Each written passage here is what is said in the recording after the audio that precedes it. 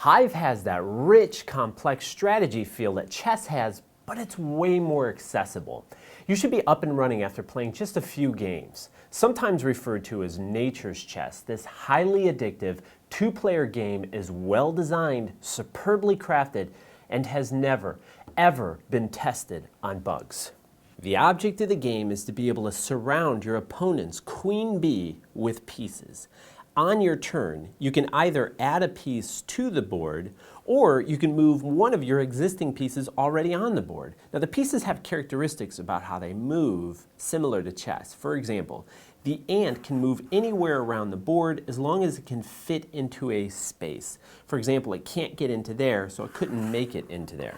But it could go right here.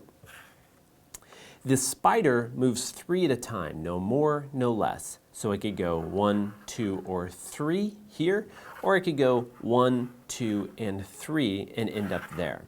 The grasshopper can jump down straight lines. So this grasshopper could jump over to here, like so, or in this case, it can jump over this and actually land inside that space.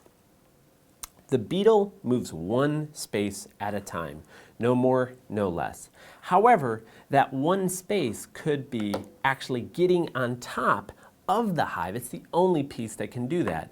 And finally, the queen bee can move, and it only moves 1 space at a time. However, one major rule in Hive is that you can never have a disconnected hive. It always has to be interconnected. So, in effect, this bee is actually locked into place. Now, if you're gonna buy Hive, and understand that I own this game, I personally love this game, I would strongly recommend that you buy additional pieces. These are additional insects that can be added to the game that will change the gameplay. I have here the mosquito and the ladybug. When a mosquito is on the board, it essentially takes on the characteristic of anything that it's touching. So on my turn, this mosquito could act like an ant, a grasshopper, or a beetle. The ladybug moves 3 spaces, 2 up, 1 down. So she could go 1, 2, and 3 and end up over here.